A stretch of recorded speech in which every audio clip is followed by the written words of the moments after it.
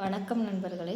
நம்ம இப்போ TNPSC group 4 Tamil அழகு 7ல் இருக்கக்கூடிய தமிழின் சிறப்பு அந்த டாபிக் கீழே சொற்பூங்கா பார்க்க போகிறோம்.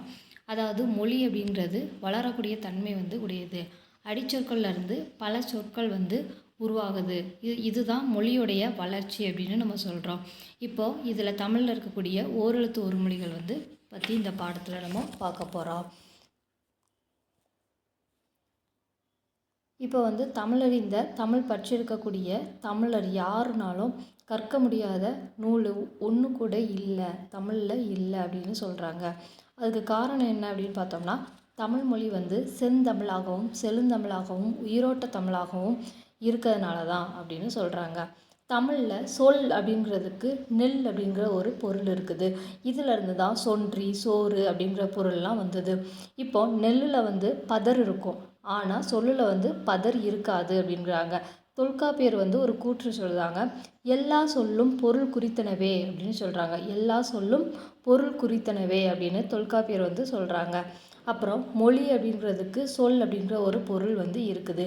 இப்போ நம்ம மொழியை ஓரெழுத்து ஒரு மொழி, ஈரெழுத்து மொழி, இரண்டுக்கும் மேற்பட்ட எழுத்துக்கள் மொழி அப்படின்னு 3 பிரிவாக நம்ம பிரிக்கலாம். அதுக்கடுத்து என்னென்னா, ஓரெழுத்து ஒரு மொழி அப்படின்னு எடுத்துக்கிட்டோம்னா நெட்டெழுத்து 7 தான் ஓரெழுத்து ஒரு மொழி. இந்த குற்றெழுத்து தனித்து நின்று சொல்லு தராது. அதனால் குற்றெழுத்து 5 மொழி நிறைவு இலவே அப்படின்னு சொல்லிட்டு யார் சொன்னாங்கன்னா தொல்காப்பியர் சொல்லியிருக்காங்க. அதுக்கடுத்து நன்னூலார் அதுக்கு பின்னாடி தொல்காப்பியருக்கு பின்னாடி தோன்றிய நன்னூலார் ஓரெழுத்து ஒரு மொழி 42 இருக்குது அப்படின்னு சொல்கிறாங்க. அதாவது உயிர் வரிசையில் உயிரெழுத்துன்னு சொல்லக்கூடிய ஆ, இ, உ, ஏ, ஐ, ஓ இது 6 எழுத்துக்கள். மகர வரிசையில் 6 எழுத்துக்கள் ஓரெழுத்து ஒரு மொழி. மா, மீ, மூ, மே, மை, மோ. அடுத்து தகர வரிசையில் 5 எழுத்துக்கள் இருக்குது. தா, தி, து, தே, தை. பகர வரிசையில் 5 எழுத்துக்கள். பா, பூ, பே, பை, போ. நகர வரிசையில் 5 எழுத்துக்கள். நா, நீ, நே, நை, நோ. ககர வரிசையில் 5 எழுத்துக்கள். கா, கு, கை, கோ. சகர வரிசையில் 4 எழுத்துக்கள். சா, சி, சே, சோ. வகர வரிசையில் 4 எழுத்துக்கள். வா, வி, வை, வௌ. எகர வரிசையில் ஒரே ஒரு எழுத்து யா. இந்த 40 நெடில் எழுத்துக்களும் 2 குறில் எழுத்துக்கள். நோ, து அப்படின்ற 2 குறில் எழுத்துக்கள்.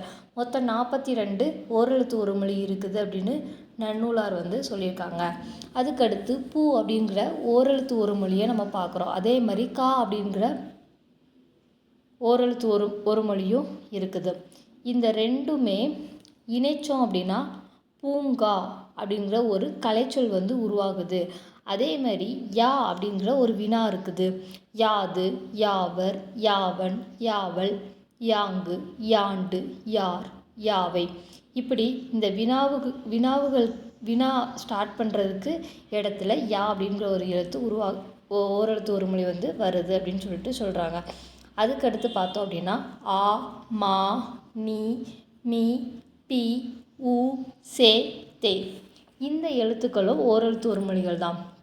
இதே மாதிரி பூங்கா மாதிரியே இதையும் இணைத்து எழுதலாம். ஆ, மா இந்த 2 எழுத்துக்களையும் இணைத்தோம் அப்படின்னா ஆமா அப்படிங்கிற ஒரு கலைச்சொல் உருவாகுது. ஆமா அப்படின்றதுக்கு காட்டுப்பசு அப்படிங்கிற ஒரு பொருள் இருக்குது. அதே மாதிரி மா அப்படின்னு ஓரெழுத்து ஒரு மொழியில் இருக்குது. மா அப்படிங்கிறதுல மக்கள் பெருமக்கள் கூடக்கூடிய அவையை மாநாடு அப்படின்னு சொல்கிறோம். பல குறுநிலங்களை உள்ளடக்கிய பெருநிலத்தை மாநிலம் அப்படின்னு சொல்கிறோம். பரப்பை, இயக்கத்தை இதெல்லாம் சொல்லக்கூடியதை மாஞாலம் அப்படின்னு சொல்கிறோம். அது மாதிரி மான் நிறம் அப்படிங்கிற மான் தளிர் நிறத்தை குறிக்கக்கூடியது. மா அப்படின்றதோடைய பொருள் என்ன அப்படின்னு பார்த்தோம்னா விலங்கு அப்படின்ற ஒரு பொருளையும் குறிக்கிறது. அரிமா, பரிமா, நரிமா, வரிமா, கரிமா இந்த பெயர்களும் விலங்குடைய பெயராக இருக்குது அப்படின்னு சொல்கிறாங்க. அப்போ ஓரெழுத்து ஒரு மொழியிலிருந்து இந்த மாதிரியான புதிய சொற்கள் உருவாகின்றன. ஈ அப்படிங்கிற ஒரு பொது பெயர் இருக்குது. அப்போ மாட்டு ஈ, தேன் ஈ இந்த மாதிரி பொருளும் இருக்குது. ஈ அப்படின்றது ஈக அப்படிங்கிற ஒரு பொருளையும் குறிக்குது. அது மாதிரி போ, வா, நீ, சு, சே, சை, சோ இப்படிங்கிற சொற்கள் பல இந்த காலத்தில் வந்து இருக்குது. அடுத்து இன்னொரு வகையான ஓரெழுத்து ஒரு மொழி இருக்குது. அது என்னன்னு பார்த்தோம்னா ஆண் அப்படிங்கிறத ஆ ஆகியது, அதாவது சுருங்கிறது. மான் அப்படிங்கிறத மா, கோன் என்பது கோ, தேன் என்பது தே, பேய் என்பது பே. அதாவது அந்த எழுத்து சுருங்கி முதல் எழுத்து ஓரெழுத்து ஒரு மொழியாக வரக்கூடியது. இது ஒரு வகை அப்படின்னு சொல்கிறாங்க. இது வந்து கால வெள்ளத்தால் கரைந்து தேய்ந்தவையாக காணப்படுகிறது. அதுக்கடுத்து பார்த்தோம் அப்படின்னா தூரத்தில் போகக்கூடியவங்கள நம்ம எப்படி கூப்பிடுவோம் அப்படின்னா ஏய் அப்படின்னு கூப்பிடுவோம். அப்படி ஏய் அப்படின்னு கூப்பிடுற வார்த்தை வந்து காலப்போக்கில் என்ன ஆகுது அப்படின்னா ஏ அப்படின்னு சொல்லிட்டு மாறுது. ஏய் அப்படிங்கிற சொல்லுடைய பொருள் என்னன்னு பார்த்தோம்னா கூடு, பொருந்து, சேர் அப்படின்னு சொல்லக்கூடியது. ஏய் அப்படிங்கிறது ஏ அப்படின்னு மாறிடுது. அம்பை ஏவு அப்படின்னு சொல்லுவாங்க. ஏவுதல் அப்படிங்கிறது அம்பு விடுதல், அதோடைய பொருள். ஏவும் அம்பு, அதை வந்து ஏ அப்படின்னு சொல்லிட்டாங்க. இதுக்கடுத்து அந்த அம்பு போல விரைந்து செல்லக்கூடிய அவருடைய கடமையை புரியக்கூடிய ஒருத்தரை வந்து ஏவலன் அப்படின்னு சொன்னாங்க. அதுக்கப்புறம் அம்பு விடக்கூடிய கலையை வந்து ஏ கலை அப்படின்னு சொல்லிட்டு தமிழ் வந்து சொல்லுது. அதில் அந்த அம்பு விடுது கலையிலேயே வல்லவனை வந்து ஏ கலைவன் அப்படின்னு பாராட்டியது. அப்புறம் ஏவு அப்படிங்கிற சொல்லு வந்து ஏ அப்படின்னு மாறிடுது. அது மட்டும் இல்லாமல் எய் அப்படின்னும் மாறிடுது. ஏவுகின்ற அம்பை போல கூர் முல்லை இருக்கக்கூடிய முள்ளம்பன்றியுடைய பழம்பெயர் என்ன அப்படின்னு பார்த்தோம்னா எய்ப்பன்றி அப்படின்னு சொல்கிறாங்க. அப்புறம் அம்பை எய்பவரை எயினர் அப்படின்பாங்க. அவங்களுடைய மகளிரை எயினியர். சங்ககால புலவர்கள்லையும் எயினனாரும் இருந்தாங்க, எயினியாரும் இருந்தாங்க. அடுத்து பார்க்கோம் அப்படின்னா நூல்வெளி, அதாவது தமிழுடைய தனி பெருஞ்சிறப்புகள் அப்படிங்கிற நூலில் இருந்து தான் இந்த செய்திகள் வந்து எடுத்திருக்காங்க. சொற்பூங்கா அப்படிங்கிற டாபிக் வந்து எடுத்திருக்காங்க. இதை இயற்றியவர் யாருன்னா ரா இளங்குமரனார். இவருடைய சிறப்பு பெயர் என்னன்னா செந்தமிழ் அந்தணர். இவர் வந்து பள்ளி ஆசிரியராக பணியாற்றியிருக்கிறாரு. இவருடைய பன்முகத்தன்மை என்ன அப்படின்னு பார்த்தோம்னா நூலாசிரியர், இதழாசிரியர், உரையாசிரியர், தொகுப்பாசிரியர். அடுத்து இவருடைய நூல்கள் பார்த்தோம் அப்படின்னா இலக்கண வரலாறு, தமிழிசை இயக்கம், தனித்தமிழ் இயக்கம், தேவநேயம் அப்படிங்கிற ஒரு நூலையும் இவர் தொகுத்துள்ளார். இவர் வந்து திருச்சிக்கு பக்கத்தில் அல்லூரில் திருவள்ளுவர் தவச்சாலையும் பாவனார் நூலகமும் வந்து அமைத்துள்ளார். உலகத்தமிழ் மாநாடுகள் எங்கே நடந்தது அப்படின்னு பார்ப்போம். ஃபஸ்ட்டு உலகத்தமிழ் மாநாடுகள் வந்து மலேசியா நாட்டில் நடந்திருக்கு. எந்த வருஷம்னா 1966 கோலாலம்பூர் அப்படின்ற இடத்துல வந்து நடைபெற்றிருக்கு. ரெண்டாவது உலகத்தமிழ் மாநாடு வந்து இந்தியா நாட்டில் சென்னையில் 1968 வந்து நடந்திருக்குது.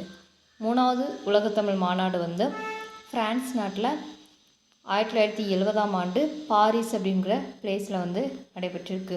நாலாவது உலகத்தமிழ் மாநாடு இலங்கையில் யாழ்ப்பாணம் அப்படின்ற பிளேஸில் 1974 நடைபெற்றிருக்கு. ஐந்தாவதாக இந்தியா நாட்டில் மதுரை 1981 நடைபெற்றிருக்குது.